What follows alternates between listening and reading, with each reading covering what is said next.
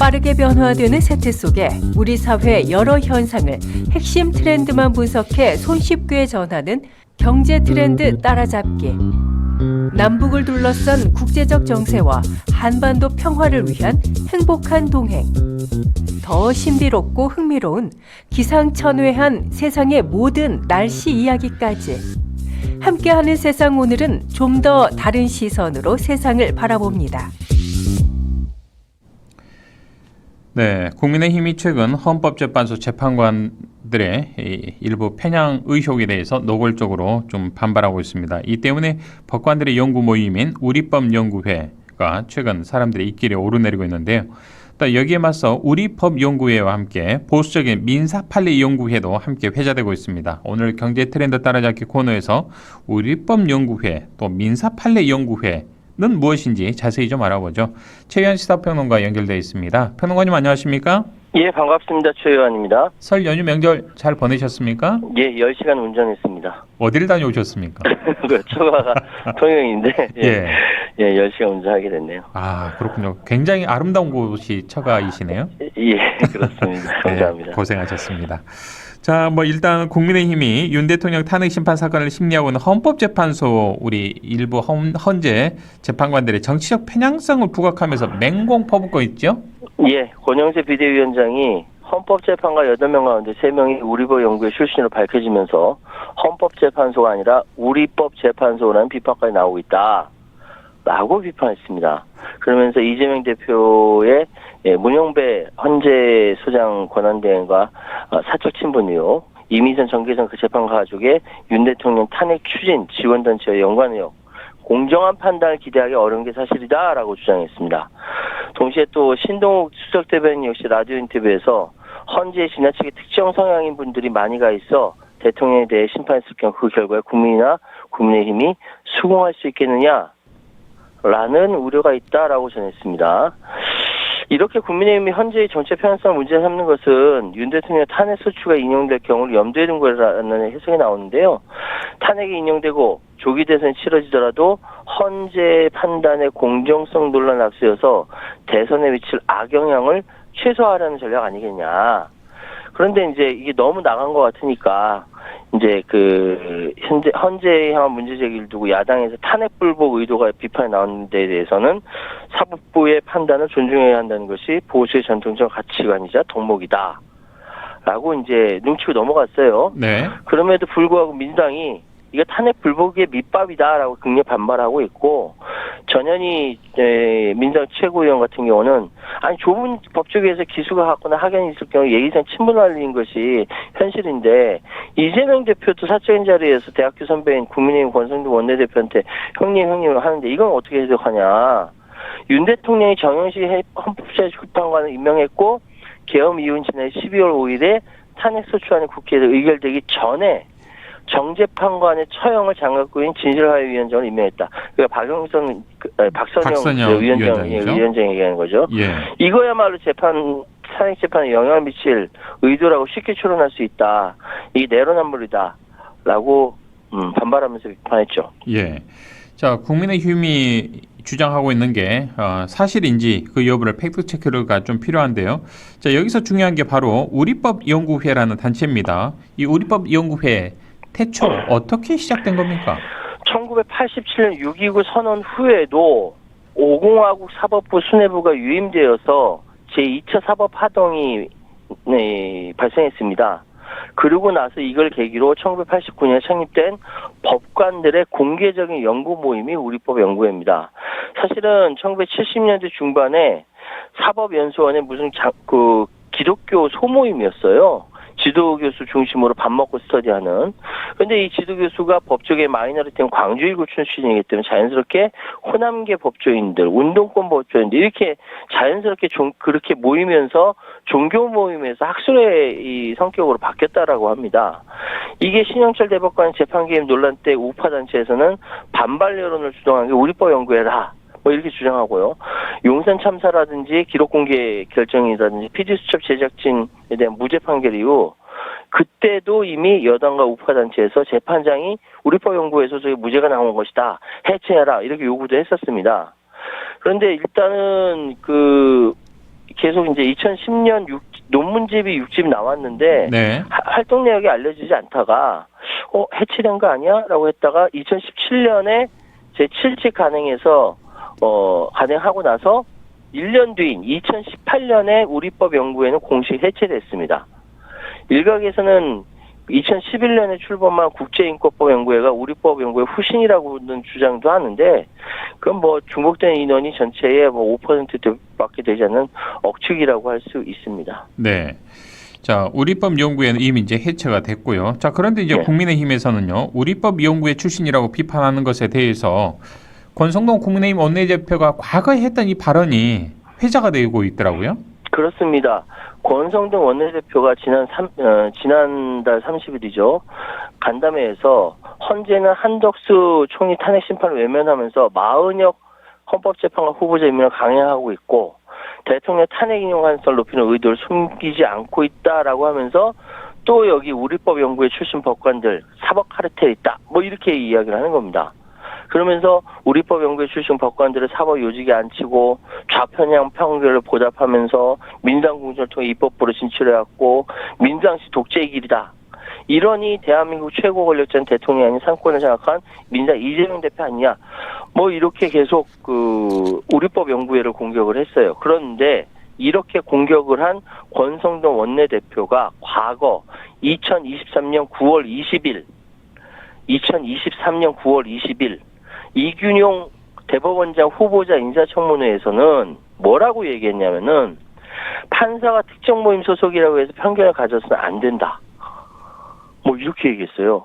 그러니까 이균용 후보자가 보수의 하나회라고 불릴 정도로 보수 엘리트 법관들만의 모임인 민사판례 연구회 소속이라는 점을 민주당이 문제 삼으니까 그걸 방어하는 겁니다. 그러면서 권 원내대표가 우리가 흔히 어떤 특정 연구단체에 소속되면 이럴 것이다. 어느 지역 출신이 이럴 것이다. 고정관념 사로잡혀 있는 경우가 많은데 그러니까 어떤 연구단체의 특정 지역 출신들을 사시의 눈으로 쳐다보는데 또 그렇게 평가하고 단정짓는 오류를 범할 수 있다라고 이야기를 했습니다. 네, 참 그렇군요. 놀라운 얘기 아닙니까? 그러니까요. 저희 권성동 원내대표와 이재명 더불어민주당 대표가 중앙대 이 고시원 1년 선후배 아닙니까? 예, 맞습니다. 한때는 좀 허용호재했을 그런 사이였을 것 같은데 지금은 뭐 견원지간이 된 것 같습니다. 예. 어찌됐든 뭐 지금 권성동 원내대표 이야기와는 정반대의 지론으로 이야기를 하고 있는 거 아니겠습니까? 그러니까 권성동 원내대표가 강원랜드 채용 부정청탁 혐의로 2019년 6월에 1심에서 무죄 선고를 받았어요. 그 재판을 이끈 사람이 이순영 서울중앙지법 부장판사였는데 우리법 연구회 출신이에요. 이순영 부장판사는 최근 윤석열 대통령 체포영장을 발부해서 극우 세력의 공격을 받고 있습니다. 예. 그러니까 권 원내대표가 강원랜드 채용 부정청탁 관련돼서 이게 무죄 받고 나서 이 사건을 수사하고 기소한 정치검찰은 스스로 법적 책임져야 되고 어려운 여건 하에서 대한민국 정의를 실현하고 기본권 보장을 위해서 최선을 다한 이 공정하게 판단한 우리 사법부의 경의를 표한다. 예, 이렇게 이야기했거든요. 예. 그러니까 민주당 한준호 최고위원이 그 다음날 31일 최고위에서 강원랜드 채용 비리 사건 1심 재판에서 권성동 원내대표의 무죄를 선고한 판사 역시 우리법 연구회 출신을 잘 알고 있지 않냐. 그래서 그 경의를 표한다고까지 얘기했는데 그때 우리법 연구회는 경의를 표할 대상이고 지금의 우리법 연구회는 비난 대상이라면 누가 납득하냐. 그러니까 우리법 연구회 출신이라는 점을 권성동 원내대표가 공격하고 있지만 이게 정치 유불리에 따라 입장을 바꾸는 것이라는 비판이 나오죠. 네. 자, 그런데 이제 말씀하신 내용 가운데 민사판례 연구회라는 게 있더라고요. 예. 이건 이른바 보수의 하나회, 법조계의 하나회라고 일컬어지던데요. 이게 어떤 예, 조직입니까? 맞습니다. 이게 1977년에 창립된 법학 학술단체인데 여기에 곽윤직 전 서울법대 교수가 신학된 제자들이랑 중심으로 만든 단체입니다. 그야말로 법학계 최고의 권위를 갖는 단체로 지금까지 명성을 날리고 있어요. 근데 네. 몇 가지 문제가 있습니다. 자, 민사 분야를 넘어서 다양한 분야의 소질 있는 법관들이 인사에서 소외되는 동안 민사 분야에 국한된 민사판례 연구회, 민판연으로 말씀드릴게요. 여기 소속 법관들이 노동 분야를 포함한 법관의 요직을 독점하다 보니까 우리법 연구에 더불어 사법부의 하나의 의구심을 사는 거예요. 그런데 이 다른 법관 연구 모임과 달리 법관 퇴임하면요, 민판위원 소속은요, 김앤장 등 대형 로펌에 소속된 변호사들도 같이 회원으로 하고 있기 때문에 이게 정관예우 통로로 통해요. 예. 그러니까 만들어질 때 곽윤식 교수가 어떻게 만들었냐면은 서울대 법대 대학 재학 중 조기 합격 그리고 연수원 성적 최상위권 기준 여기에 부합하는 이 두세 명만 자기 민판위원회에 가입을 시켰어요. 네. 가입하고 싶다고 다 되는 거 아니에요. 와, 그야말로 대단합니다. 초특급 엘리트 집단이거든요. 민판위원회 회원이라는 것만으로도 이분들은 뭐 대단합니다. 그럼요. 예. 어마어마한 권력을 쥐고 있는 것이고요. 그러다 보니까 예를 들어서 우리법연구회 출신 대법관급 이상이 3명이에요. 민법년 소속 무려 대법관급 이상 법관이 22명입니다. 비교도 안 돼요. 그러니까요. 자, 지금과 같은 우리 한국 사회에서는 지독한 폐쇄성으로 인해서 비판을 받을 소지가 좀 다분해 보입니다. 그럼요. 그래 워낙 비판을 많이 받다 보니까 2010년부터 가입을 신청해서 승인을 받으면 회원으로 될 수 있는 것으로 바뀌었는데 그래서 지금 비서울대 출신 판사들도 점점 가입하고 있고 네. 이전에는 뭐 꿈도 못 꾸던 성균관대, 고려대, 연세대 법대 출신 교수들도 활동하고 있다라고 합니다. 보니까 지금 민판위에서 2010년에 공개한 회원 명단의 전직 판사 55명 중 절반인 27명이 김앤장 수석 변호사로 활동하고 있어요. 우리나라에서 김앤장 수석 변호사하면 최고 엘리트의 최고 대우거든요. 근데 여기에서 매년 여름에 대학 방학 기간쯤, 왜냐면 교수들이 많아서 국내 리조트는 휴양지 3박 4일 일정으로 학예 심포지엄을 엽니다. 여기 심포지엄이 대단해요. 국내 법조계 핵심 인물들이 모이는 자리고 네. 그 개최 장소가 선정된 리조트가 VIP급 대우를 하고 있고요.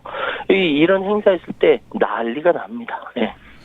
예, 오히려 더 이런 행사가 열리는 리조트에서는 돈을 받는 것 대신 오히려 돈을 더 감사하다는 의미로 더 돈을 더 주고 있지 않을까 싶습니다. 예, 로비를 하죠. 예. 뭐 여러 가지로 이 활용 가치가 있을 거니까요. 예, 예. 자, 어찌 됐든 뭐 그래서 그런지 최대 변호사 단체인 대한변호사협회가 민사판례연구회 소속 법관들의 정관예우 문제들을 지적하기도 하고 있지 않습니까? 대한변호사협회는요, 굉장히 보수적인 단체입니다. 이 보수적인 단체에서조차도 민판위원회에 대해서는 정관예우 문제 있다라고 지적을 했습니다. 그러니까 민판위원 수석 판사들 법원 떠난 뒤 김앤장 법무법인으로 자리 옮기고 그럼 자연스레 민판위원회 해당 로펌 변호사들 다수 가입돼 있죠. 대형 로펌이 소위 에이스 판사들을 영입한 것으로 볼 수 있지만 전관예우로 데려가는 거예요.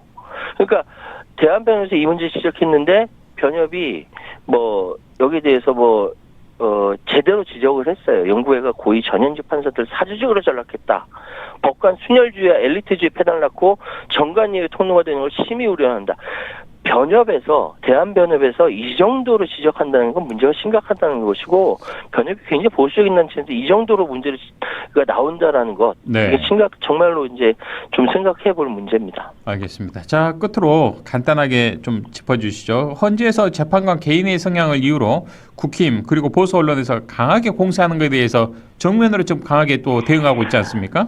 이게 대통령 탄핵 심리의 피청구인 행위가 헌법과 법률에 위배되는지 그 위반 정도가 중요한 걸 봐야 되는데 이거를 재판관을 흔들어서 이게 문제를 일으키려고 하니까 안 된다라는 차원에서 공보관이 대놓고 이야기를 했어요. 이게 이렇게 탄핵 심판의 본질을 왜곡하는 경우다. 예. 그래서 사실 오늘 이게 마은혁 재판관이요? 예. 재판관 선고하려다가 워낙 지금 헌재가 이거 화가 나서 좀 더 치밀하게 좀 논리를 구성하려고 하는지 일주일 연기했습니다. 선고를. 예. 이만큼 이제는 사법부를 공격하고 헌재 재판관을 공격하는 이런 상태가 계속되고 있으니까 대한민국 민주주의가 도대체 어디로 가는지 모르겠습니다. 이거는 이 방송을 청취하신 우리 청취자 여러분을 비롯한 국민 여러분께서 지켜주셔야겠습니다. 알겠습니다. 여기까지 듣겠습니다. 고맙습니다. 예, 감사합니다. 지금까지 최유한 시사평론가와 함께했습니다.